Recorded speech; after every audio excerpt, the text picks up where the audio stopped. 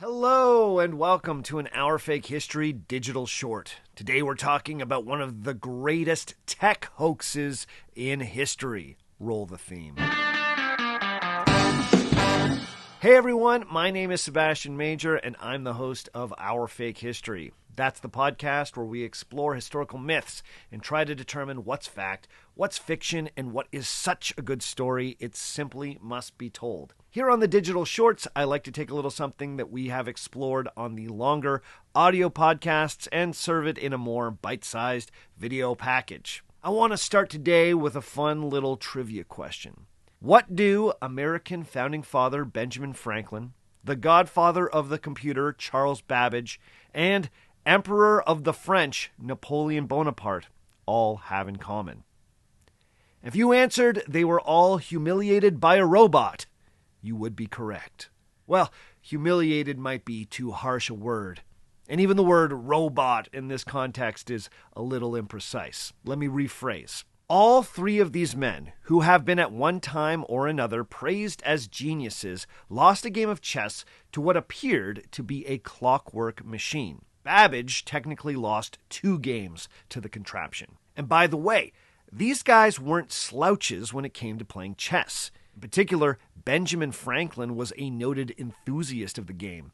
He played almost daily and has even been inducted into the Chess Hall of Fame. So you can imagine his shock when he was bested by what he had been told was the world's first thinking machine. Now, I'm sure some of you are wondering how this was possible. How was it that artificial intelligence sophisticated enough to play chess and defeat capable opponents existed at the turn of the 1800s? Well, perhaps we should start at the beginning. In 1769, at the court of Empress Maria Theresa in Vienna, a group of assembled dignitaries were treated to a demonstration by a French inventor named Pelletier. The showcase was pitched as an exhibition of certain experiments of magnetism, but the whole affair felt more like a magic show than a scientific lecture. Pelletier wowed the crowd by producing remarkable levitation effects that he explained were being produced using powerful magnets. The Empress and her entourage were all thoroughly impressed by this, except for one Hungarian aristocrat who found the whole thing a little pedestrian. This was Farkas de Campelen, also known as Wolfgang Campelen, an engineer and inventor connected to the Austrian court.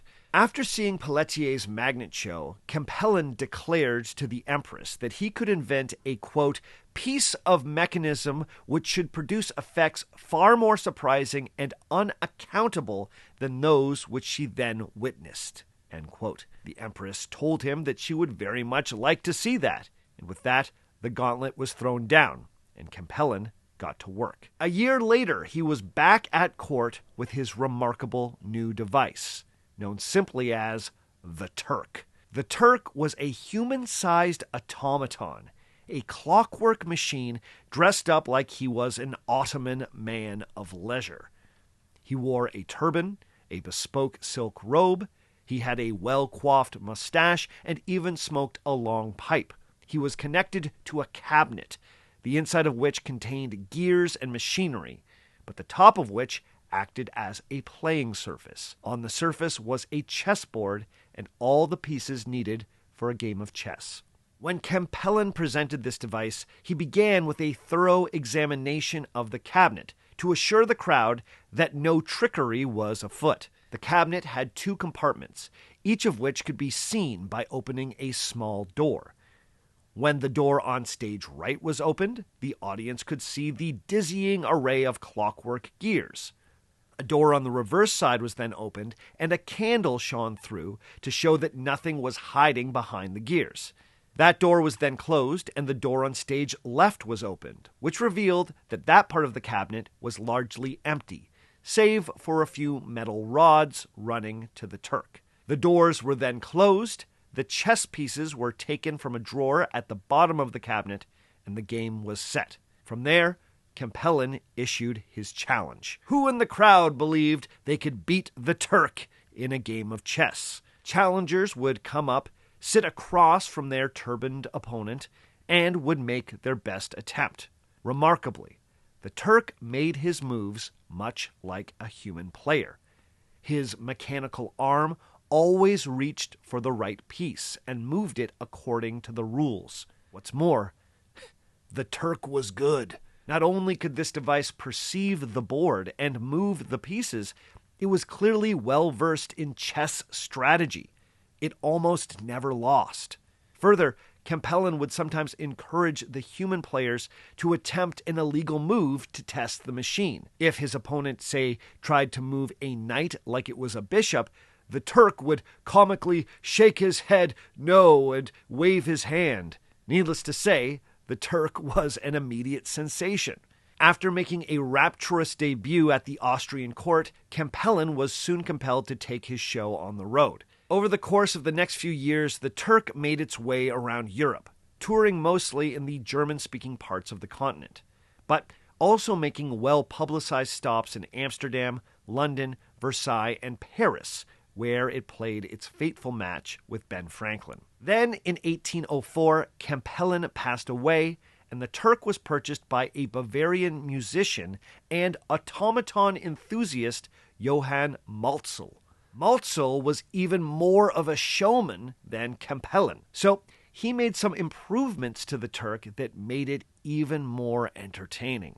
The automaton was given moving eyes and the ability to do a funny little celebration dance with its head when it won. And most impressively, it was given the ability to speak. Now, when the Turk checked his opponent, he would actually say the word échec in French, using a mechanical voice box. With the new and improved Turk, Malzel set out on a more ambitious tour to fully capitalize on the remarkable machine. It was this version of the Turk that eventually faced off against Napoleon in 1809. Then, in 1826, after an extensive tour of Europe and the UK, Malzel brought the Turk to America, where it enjoyed a solid decade of storied performances. But the longer the Turk performed, the more fierce the speculation became about how it worked. While some were convinced that the Turk was everything it purported to be, a sophisticated piece of machinery and the world's first artificial intelligence, others weren't so sure. Some believed that the device was so unnatural that it had to be demonic or animated by some black magic. After the Turk made his debut in Boston in 1826, the local poet Hannah F. Gould penned these lines, quote, "When first I viewed thine awful face, rising above that ample case, which gives thy cloven foot a place, thy double shoe, I marveled whether I had seen Old Nick himself, or a machine, or something fixed midway between." End quote. For those that don't know, Old Nick was a nickname for Satan himself. Indeed, the machine seemed too good to be true. Many more scientific observers believed that the secret of the machine was not some dark sorcery, but a clever bit of stage magic. After all, the presentation of the Turk was very much like a magic show, complete with a mysterious cabinet and a moment where the presenter shows you he has nothing up his sleeve. The only problem was that for decades, no one could figure out exactly how the trick was accomplished. Even the skeptical had to admit that even if it was an illusion, the illusion was revolutionary. An Austrian admirer of the Turk, Karl Gottlieb, summed it up by saying, quote, "'Tis a deception, granted, but such a one as does honor to human nature, a deception more beautiful, more surprising, more astonishing than any to be met with in the different accounts of mathematical recreations." End quote. The Turk enjoyed an impressive 68-year run as a touring attraction before Malzel tragically died at sea in 1838 during an Atlantic crossing. After that, the automaton fell into the totally unprepared hands of the ship's captain. But in those 68 years, no one correctly guessed the secret of the Turk, but a couple of people got close. The person who often gets the most credit for publicly debunking the Turk is none other than Edgar Allan Poe. Yes, the celebrated American author, poet, and literary innovator Edgar Allan Poe, was a relative unknown in 1836 when he published an essay arguing that there was no possible way that the Turk was a pure machine. At the time, Poe was an editor and contributor to the literary magazine The Southern Literary Messenger. After attending a number of performances of the Turk, Poe reasoned that this automaton was not in fact a machine pretending to be a human. It was a human pretending to be a machine. In the essay, Poe laid out a number of intricate arguments meant to demonstrate that the movements of the Turk were being directed by a human mind. Some of Poe's arguments have aged better than others, but perhaps his most trenchant insight was that the action of the Turk's robotic arm was more stilted and halting and machine-like than most automatons. The opening act to Malzel's show featured automatons that Poe described as able to, quote, copy the motions and peculiarities of life with the most wonderful exactitude, end quote. Malzel knew how to make wind-up clockwork devices that beautifully mimicked the movements of humans and animals. Why not make the Turk just as smooth? Poe argued that if the Turk was as smooth as Malzel's other automatons, it would inadvertently give away the secret. If it moved like a human, everyone would guess that there was, in fact, a human inside the Turk operating it like a puppet, or as Poe put it, quote, the awkward and rectangular maneuvers convey the idea of pure and unaided mechanism, end quote. Being clunky was a misdirection, but for Poe, it was the tell. It seemed strange that an automaton sophisticated enough to play chess as well as the Turk would have had such unsophisticated arm movements. Poe's conclusion was that there was a living, breathing person inside the Turk mannequin playing chess normally, but acting like an automaton. Poe's essay turned out to be an early success for the author that inspired responses from the Norfolk Herald, the Baltimore Gazette, the Winchester Virginian, and the New Yorker. While Poe's essay certainly did not end the career of the Turk, it coincided with a waning of American interest in the device. 21 years later, Poe's assessment of the Turk would be proven mostly correct. In 1857, long after the Turk had stopped touring, its owner decided that it was time to reveal the secret of the machine. Poe was right that a hidden human operator, usually a chess grandmaster, was secretly puppeteering the Turk. However, Poe had not guessed the ingenious way that this puppet worked. The chessmaster puppeteer was not hidden inside the Turk mannequin, but was instead hidden inside the large chest. The chest was designed like a magician's prop. The puppeteer could slide between the compartments to hide from the audience when the inner workings were being displayed. When the doors were closed, the chessmaster could sit comfortably in the chest. He could see which moves were being made because the chess pieces above him were secretly magnetized.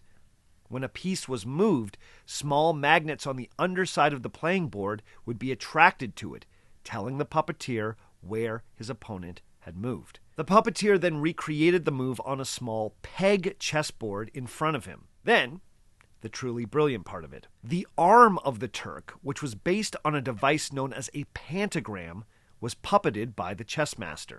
By moving the controlling end of the pentagram over the little pegboard inside the case, the arm of the mannequin would then move to the corresponding spot on the real chessboard. A turn of the lever would allow the Turk to grasp a piece and then release it on the board. In the end, all of those people who were defeated by the Turk were, in actual fact, defeated by a chess master tutored in the arts of puppetry.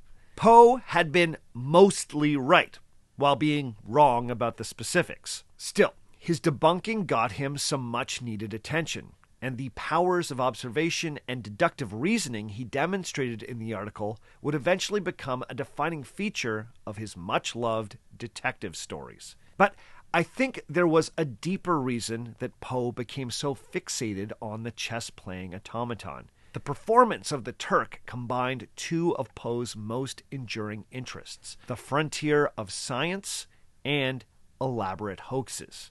You see, Edgar Allan Poe was not just a debunker of flim-flam, he was a noted flim-flam artist in his own right. Over the course of his literary career, Edgar Allan Poe was behind at least 6 hoaxes, fake news stories passed off as weird but true occurrences. Interestingly, all of Edgar Allan Poe's hoaxes used a style of deception similar to the chess-playing automaton. To find out more about Edgar Allan Poe's career as a hoaxer, then please check out the audio version of Our Fake History. You can find the show on Apple Podcasts, Spotify, or wherever you get your podcasts. And don't forget to like this video and subscribe to this channel to get more wild stories from the past.